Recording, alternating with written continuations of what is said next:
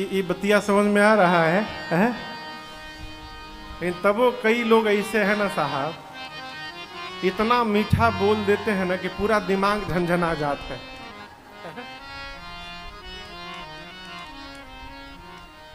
एक महापुरुष कहते थे, महाराज गोली का घाव तो भर जाता है, लेकिन बोली का घाव जीवन भर नहीं भरता है, वो जीवन भर बना रहता है। इसलिए सावधान, ऐसा कोई व्यवहार न हो जाए। मां सती ने मरने से पहले राम जी से वरदान मांगा, प्रभु अगले जन्म में भी मैं बाबा के ही चरणों की दासी बनूं। राम जी ने कहा तथास्तु। और इसी वरदान के कारण सती मैया का अगला जन्म हिमांचल महाराज के घर में पार्वती मैया के रूप में भया है। आइए एक बार भाव और श्रद्धा के साथ बोलिए पार्वती मैया की जय। नारद जी महाराज हिमांचल जी के घर में आए हैं। हिमांचल जी ने पांव पखारा, पूजन किया, पार्वती जी को बुला के प्रणाम कराया और कहा कि आप मेरी बिटिया की हाथ की रेखा देखकर दोष गुण तो बताइए। नारद जी बोले, आपकी बेटी का नाम उमा अंबिका भवानी होगा, समस्त सद्गुणों की खान होंगी, संसार की सभी स्त्रियां आपकी बेटी की पूजा करके पातिव्रत धर्म का पालन करेंगी, आपकी बेटी के कारण आपको यश की प्राप्ति होगी। हिमांचल जी बोले, दोष नहीं है का? नारद जी बोले, दोष इनमें तो नहीं है, लेकिन जो इनके पति होने वाले हैं उनमें थोड़ा दिखाई दे रहा। कहिए तो सुनावे। हिमांचल जी बोले, सुनाइए। नारद जी शुरू भय। गौरा हथवा में यह बार बार लिखल बार बार इनका दुल्हा मिली है निपटे, अरे गंवार लिखल बा।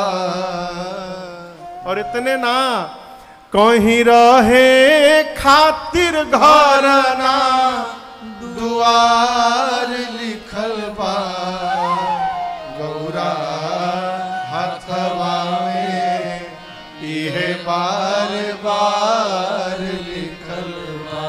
नारद जी बोले, आपके बेटी का पति अगुण होगा, अमान होगा, उसके माई बाप नहीं होंगे, उदासीन रहेगा, संशय रहित रहेगा, उसकी विशाल जटाएं होंगी, जोगी होगा, नंगा रहेगा, अमंगल रूप बना के घूमेगा। अहम नहीं बोलत, आपकी बेटी की हाथ की रेखाएं बता रही हैं, आपकी बेटी को ऐसा ही पति प्राप्त होने वाला है? हिमांचल जी बोले, दूल्हा बदलने का कोई स्कीम नहीं है क्या आपके पास? नारद जी बोले, दूल्हा तो यही बनेगा, लेकिन एक बात बतावे आपको, समर्थ कहूं नहीं दोष गोसाई। समर्थवान व्यक्ति को समाज में दोष से नहीं देखा जाता। हम लोग घूमते हैं, अरे जय हो हम लोग घूमते हैं। आपको एक घटना बताऊं, मैं बंबई से कलकत्ता आ रहा था, बहुत पहले की बात, सुबह सुबह की फ्लाइट थी। एक 60-65 साल के बाबूजी जो कपड़ा पहने थे, उनको देखने में हमको शर्म आ रही थी। मैंने इतना छोट पैंट पहने थे वो, एगो हफकट्टी बनियान, और वे पहन के जहाज पकड़ने चले आए थे। अब क्या है, बड़े आदमी हैं, फैशन के नाम पे निकल जाएगा, लेकिन कोई छोटा आदमी पहन ले तो यही समाज कहेगा, देखो दरिद्र है, इसके पास ढंग का कपड़ा भी नहीं है। समर्थवान व्यक्ति में कोई दोष नहीं देखता। नारद जी बोले, आपके बेटी का जो पति है वो समर्थवान नहीं है, वो महासमर्थवान है। और ये जो दोष आप देख रहे हैं, भगवान शंकर के पास जाकर गुण में परिवर्तित हो जाएंगे। हिमांचल जी बोले, हमारी बेटी का विवाह शंकर जी से कैसे होगा? नारद जी बोले, यही उपाय बताने के लिए मुझे भेजा गया है। क्या उपाय है? जो तप करे कुमारी तुम्हारी, जो तप करे कुमारी तुम्हारी, भावे उमेटी सकहि त्रिपुरारी, भावे उमेटी सकहि त्रिपुरारी। यद्यपि बरा अनेक जग माही, यद्यपि बरा अनेक जग माही, यही कह शिव तजे दूसर नाही, यही कह शिव तजे दूसर नाही, यही कह शिव तजे दूसर नाही। नारद जी ने कहा, यदि आपकी बेटी पार्वती जी तपस्या करेंगी तो भगवान शंकर अवश्य प्राप्त होंगे। मां पार्वती ने जाकर वन में कठोर तपस्या की है। यहां कथा कहती है, मां भवानी जी पार्वती जी देवी हैं। देवता देवी क्यों न हो, जीवन में बिना तपे कुछ प्राप्त होने वाला नहीं है। ये सूत्र है कथा का। इसलिए संतति को, संतान को बचपन से थोड़ा तपाया जाए। आराम से ना हो, आराम से जो आएगा आराम से चला भी जाएगा, और जो कठिनाई से प्राप्त होगा वो सहजता से जाने वाला नहीं है। जाएगा भी तो कठिनाई से ही जाएगा, है? मां ने कठोर तपस्या की। आकाशवाणी ने मां को वरदान दिया, आपकी मनोकामना पूर्ण भई है। इधर भगवान शंकर को वैराग्य हुआ सती मां के जाने के बाद। एक दिन राम जी ने शंकर भगवान को दर्शन देकर शंकर जी से राम जी ने मांगा है। अब इस प्रसंग का एक सूक्ष्म निवेदन मैं आपसे करूं। सती जी ने मरते समय किससे वरदान मांगा था? कहिए, राम जी से। शंकर जी से सामने राम जी मांग रहे हैं। राम जी क्या मांगे कि हे बाबा, मैं आप जाकर पार्वती जी से विवाह करिए, मैं आपसे मांग रहा हूं, दीजिए। ये प्रसंग कहता है, राम जी कहना चाहते हैं, जो मनुष्य संसार के समस्त आशाओं का त्याग करके केवल मेरे भरोसे हो जाता है, उस जीव के लिए यदि मुझे किसी के सामने हाथ भी फैलाना पड़े तो मैं पीछे हटने वाला नहीं। राम जी को शंकर जी अपना स्वामी मांगते हैं। राम जी चाहते तो मांगते नहीं, आदेश दे सकते थे कि मेरा आदेश है, जाकर विवाह करिए। लेकिन राम जी आदेश नहीं दिए। राम जी निवेदन किए। ये श्रेष्ठत्व है। बड़ा आदमी आदेश नहीं देता है, बड़ा आदमी निवेदन करता है। इस प्रसंग की घटना मैं आपको अपने गांव की एक सुनाऊं। हमारे क्षेत्र में एक बहुत बड़े आदमी है, परम आदरणीय श्री टीपी सिंह जी। बहुत बड़ा विद्यालय है उनका रतसिया कोठी में। भैया रतसिया कोठी में तेज प्रताप सिंह जी, आप भैया गांव में आते थे। अभी दिसंबर में गांव में घर पे यज्ञ था, रुद्र महायज्ञ। बाबूजी के संकल्प से पूज्य महाराज श्री की कथा थी। तो कथा के विश्राम के बाद टीपी सिंह जी के निवेदन पर मैं पूज्य महाराज श्री को उनके भवन में ले गया, रतसिया कोठी में। वो बहुत बड़े आदमी, हमारे क्षेत्र के बहुत बड़े आदमी।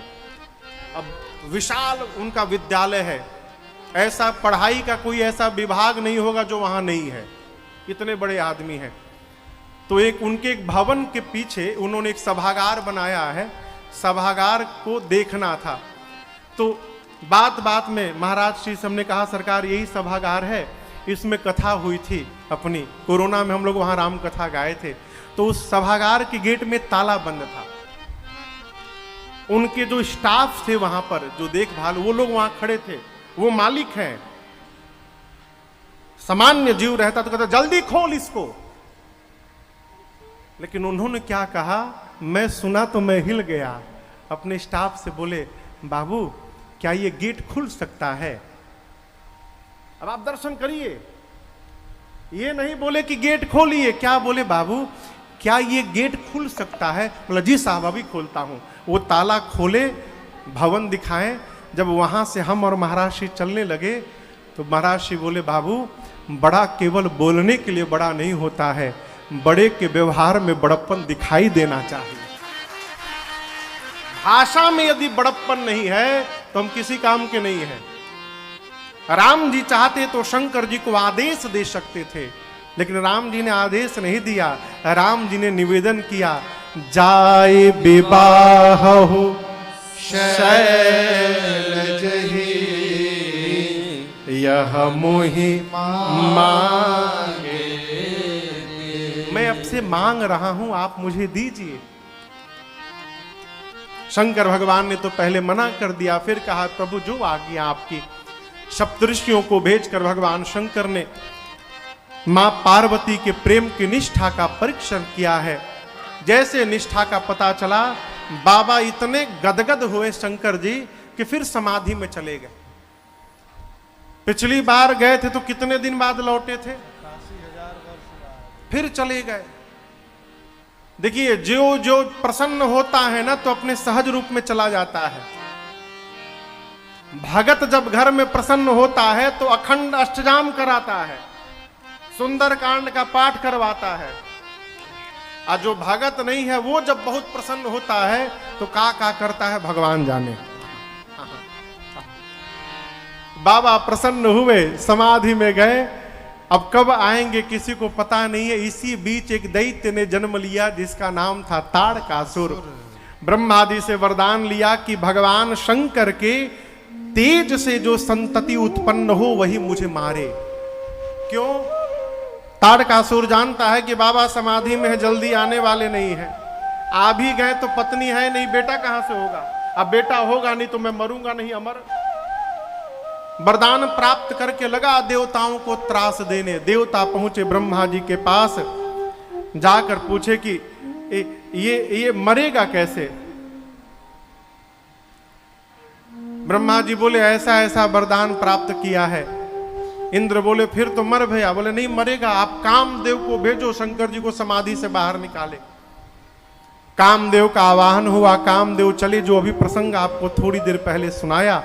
कामदेव गए, पूरा विश्व काम के वशीभूत हो गया, लेकिन भगवान शंकर पर कोई प्रभाव नहीं पड़ा। अपनी मृत्यु को निश्चित जानकर कामदेव आम के वृक्ष पर पत्तों के पीछे छिपकर धनुष पर 5 विषम बाण रखकर खींचे, छोड़े, और जैसे बाण बाबा के हृदय में लगा, भगवान शंकर का नेत्र खुल गया।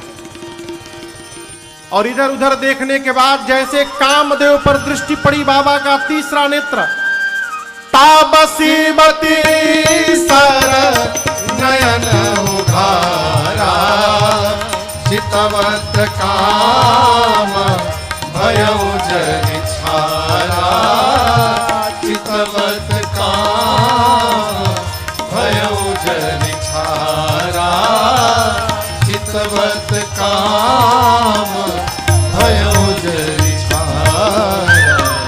ऐ बाबा का तीसरा नेत्र खुला, कामदेव तत्क्षण जरी के भस्म हो गए। कामदेव भस्म हो गए हो, हाहाकार मच गया। कामदेव की पत्नी रति रोते रोते भगवान शंकर के पास आई। बाबा को दया आ गई। अब ते रति तवनाथ कर होई नाम अनंग, बिनु बपु व्यापि सब ही पुनि सुनु निज मिलन प्रसंग। भगवान शंकर ने कहा रति आज के बाद तुम्हारे पति का नाम अनंग होगा, बिना शरीर सब में व्याप्त होंगे। द्वापर में जब भगवान कृष्ण पृथ्वी के भार का हरण करने के लिए अवतार लेंगे तो भगवान कृष्ण के पुत्र आपको पति के रूप में प्राप्त हो जाएंगे। रति प्रणाम करके गई। रति के जाने के बाद अब देवता लोग आए हैं। क्रोध के कारण बाबा का चेहरा लाल है। बाबा को प्रसन्न करने के लिए देवता स्तुति करने लगे। आप तो अंतर्यामी है। ये समस्त देवता अपनी नजरों से आपके विवाह का दर्शन करना चाहते हैं। आपने काम को जला दिया और रति को वरदान कर दिया, बहुत अच्छा किया प्रभु। सासत कर पुनि करौ पसाऊ, नाथ बड़न कर सहज स्वभाव। बड़ा कौन? जो त्रास देने के बाद तुरंत दुलार करे। बड़ा केवल मारने के लिए नहीं होता, बड़ा दुलार करने के लिए भी होता है। आपने काम दहन तो किया, लेकिन रति को तुरंत वरदान दे दिया। आपने बहुत अच्छा किया प्रभु, आपने राम जी को वचन दिया है ना। शंकर जी बोले मैं तैयार हूं। ऐ देवता दुंदुभी बजाए, वर्षा किए, सप्तऋषि गए हिमांचल जी के यहां से मुहूर्त लेकर आए। मुहूर्त क्या निकला? कहिया बिया भई रहे बाबा के। महाशिवरात्रि को हम और आप मनाते हैं, उस दिन विवाह नहीं हुआ। विवाह है बैसाख महीना में, बैसाख शुक्ल पक्ष पंचमी तिथि। पुराण भगवान के अनुसार लोकाचार में हम और आप महाशिवरात्रि को मनाते हैं। मुहूर्त निर्धारित हुआ, देवता अपने अपने लोक गए, विवाह का दिन हुआ, आया, नोटिस निकला था कि 5 बजे बारात निजी वाहनों द्वारा कैलाश से हिमांचल जाएगी। ब्याह के कार्ड में नीचे लिखा रहता है ना कि फलाना पाणेपुर गांव से निजी वाहनों द्वारा बारात जमलिया गांव के लिए प्रस्थान करेगी। कितना बजे? 5 बजे। और जितना टाइम लिखा है उससे 4 घंटा अधिक जोड़ कर रहिएगा तैयार। 5 बजे बारात जानी है, 4 बजा है, बाबा बड़े आनंद में बैठे हैं कैलाश। क्यों? बाराती आवे तो चला जाए, हमको क्या करना है। लेकिन बाबा के गण परेशान। शंकर जी ने पूछा गणों से आप लोग परेशान क्यों हैं? गण बोले बाबा एक भी देवता आपको आज सजाने नहीं आए।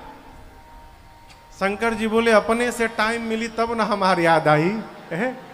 याद दर्शन करिए, गोस्वामी जी कहते हैं सारे देवता लगे सवारन सकल सुर वाहन विविध विमान होहि सगुन मंगल शुभद करहि अपचरा। सभी देवता अपने अपने वाहन विमान को सजा रहे हैं। कैसे? दर्शन करिए, गरुण जी महाराज पर भगवान श्री हरि चलते हैं। कल आपको सुनाया, भगवान श्री नारायण गरुण जी को नहलाएं, चांदनी लाल रंग का उड़ाएं, गले में माला पहनाएं, थोड़ा सिन टोंट छिड़के उनके ऊपर। यमराज अपने करिया भैंस को रगड़ रगड़ के चमका रहे हैं। कहें उनके बगले में इंद्र अपने ऐरावत को सजा के खड़े हैं। अब यमराज देखे कि इंद्र के वाहन गोर, हमारा वाहन करिया,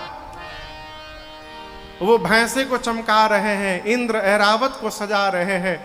कुबेर जी के पास हवाई जहाज है, पुष्पक विमान। पुष्पक विमान में लड़ियां लगा रहे हैं। आज की भाषा में कहे तो भुकभुकिया लाइट लगा रहे हैं। सब अपने अपने वाहन विमान को सजा रहे हैं, परंतु एक भी देवता ये नहीं सोच रहे हैं कि जिसके विवाह में जाना है उनको और उनकी गाड़ी कौन सजाएगा। कोई नहीं आया।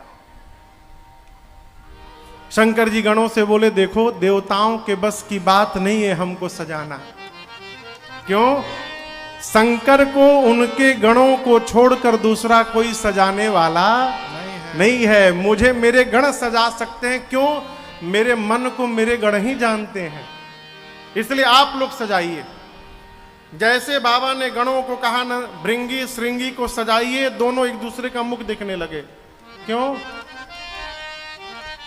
जो आज तक कभी खुद को नहीं सजाया हो दूसरे को क्या सजाएगा हो। जैसन बाबा वैसन उनके गण। अब पहले टेंडर में भगवान शंकरे का टेंडर मिल गया उनको। बाबा एक शिला पर बैठ गए। अब बाबा के गण बाबा का श्रृंगार किए, जैसे गण है वैसा श्रृंगार भी किए। बाबा कहते हैं शिव ही शंभु गण करहि श्रृंगारा। शिव ही शंभु गण करहि श्रृंगारा। जटा मुकुट अहि मोरु सवारा। जटा मुकुट अहि मोरु सवारा। कुंडल कुंडल कंकन पहिरे प्याला, कुंडल कंकन पहिरे प्याला, तन विभूति पट के हरि छाला, तन विभूति पट के हरि छाला, शशि ललाट सुंदर सिर गंगा, शशि ललाट सुंदर सिर गंगा, नयन तीनि उपवेत भुजंगा, नयन तीनि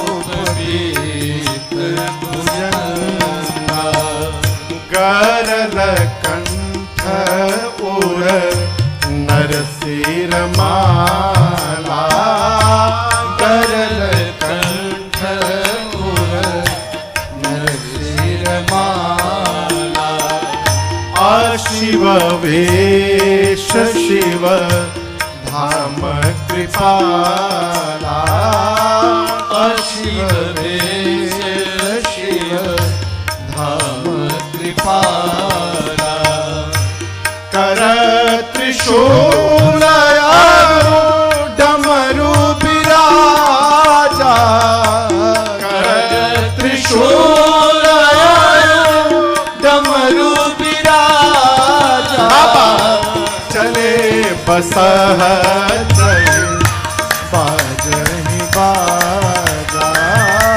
चले बसह चली बाजहि बाजा, चले बसह चली बाजहि बाजा। बाबा परम शांत होकर बैठ गए, गणों पर छोड़ दिया, जैसे मन करे वैसे सजाइए। अब गण सोचने लगे कि कहां से प्रारंभ किया जाए। तो सबसे पहली दृष्टि जहां गई बाबा की जटाओं पर, जटाएं बिखर गई थी क्रोध के कारण। गणों ने कहा पहले जटाओं को ठीक किया जाए। लगे जटाओं को समेटने, समेटते समेटते गणों ने जटाओं को ऐसा समेट दिया हो कि जटाओं ने सिर पे मुकुट का आकार ले लिया। और जैसे मुकुट का आकार लिया, भृंगी बोले टोपी के काम खत्म। दूल्हे का टोपी पूरा। श्रृंगी ने कहा टोपी पहनने से क्या होता है? अरे दूल्हा सरकार जब ले मौर न लगाएंगे तब तक दूल्हा थोड़ी कहलाएंगे। आप दर्शन करिए, विवाह के बारात में सभी सजे रहते हैं, लेकिन मौर ही एक ऐसा आभूषण है जो दूल्हे को बारातियों से भिन्न करता है। गणों ने कहा कि बाबा जब तक मौर ना पहनेंगे तब तक दूल्हा कैसे कहलाएंगे? शंकर जी बोली मौर क्या होता है वो? गणों ने कहा कुछ नहीं प्रभु, यहां ऐसा उठा उठा रहता है और सामने ऐसा ऐसा झूलता रहता है, बस एक रात तो पहनना है। बोले उस पूरी बात, बोले उसके बाद गंगा जी में स्वाहा मौर। बाबा बोले सावधान, मैं जिसको एक बार सिर पे धारण कर लूंगा, सिर पे बिठाने के बाद मैं जीवन भर उसका त्याग नहीं कर सकता हूं। इसलिए ऐसा मौर कदापि न पहनाना जिसका विसर्जन करना पड़े। अब गण सोचे भाई ऐसा कहां से मौर लाया जाए जिसका गंगा जी में विसर्जन न हो। एक गण बोला रुको हम तैयारी करत हैं। गया एक जगह पहाड़ के खोह में 150-200 सांप नाच रहे थे। हाँ, बाबा का विवाह है, वो सांप आनंद में नाच रहे हैं। गण ने जाकर कहा कि 10 mm से जितने पतले हो सब बाहर निकलो, पतले वाले जितने हो सब बाहर निकलो। बहुत सारे सांप निकले, सुंदर सुंदर रंग के सांप निकाल के 25-30 सांपों को इकट्ठा किया, सबके सिर को ऊपर उठा के और सिर के पास बांधा और ला के बाबा के जटाओं के मुकुट में ऊपर से पहना दिया। सांपों से कहा कि बाबा के सिर में जाते फन फैला लेना, सर्पों ने फन ऊपर किया, पूंछ सामने लटकने लगे। गणों ने कहा ऐसा मौर कौन पहना होगा आज तक, कोई नहीं, न भूतो न भविष्यति। बाबा गदगद हो गए। अब समझिएगा, अकारण नहीं पहने। भगवान शंकर विश्व को ये संदेश देना चाहते हैं, सर्प यानी काल, सर्प यानी काल। कई लोग सांप के फोटो देख के भागत है, फोटो दिखाई पड़ जाए कांप जाते हैं। कहो भी नहीं,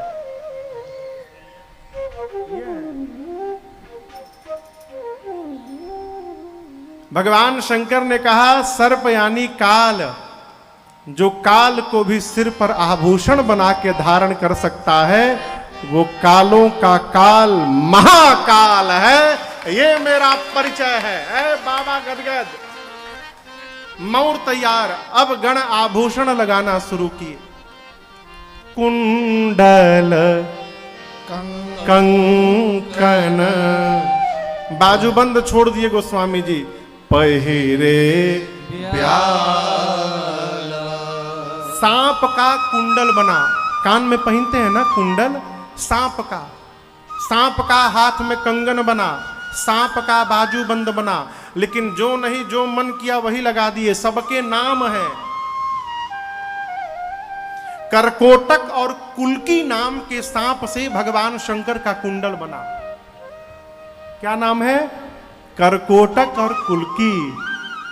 करकोटक नाम का सांप दाहिने कान में, कुल्की नाम का सांप बाएं कान में, दोनों एक जैसे हैं, मैचिंग ना बिगड़े। हाँ, इना के हेजा पियर हेजा हरियर ना। कंबल और अश्वतर नाम के सांप से कंगन बना। कंबल नाम का सांप दाहिने हाथ में, अश्वतर नाम का सांप बाएं हाथ में। शंख और पद्म नाम के सर्प से बाजूबंद बना बाबा का। वासुकी सर्प को, जो वासुकी नाथ कहा जाता है, वासुकी सर्प को गणों ने यज्ञोपवीत बना के भगवान शंकर के वक्षस्थल पे लपेट दिया। कहा ये दुल्हा सरकार के जनेऊ हैं। वासुकी सर्प वक्षस्थल पे लग गए। सिर से पांव तक बाबा सांप से लद लिए।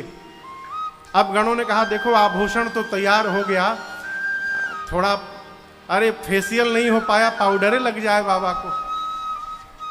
एक गण दौड़ा स्मशान, अभी अभी एक चिता शांत बैठी, उसका भस्म उठा के लाया। एक तो बाबा हमार पहले से गोरे हैं। कपूर देखे हैं? कपूर, जितना गोरा कपूर है वही रंग शंकर जी का है। कर्पूर गौरम करुणावतारम। एक तो पहले से गोरे, ऊपर से गणों ने भस्म और लपेट दिया सिर से पांव तक। 3 नेत्र। अच्छा आप बताओ अब बाबा का रंग कैसा है भस्म लगने के बाद?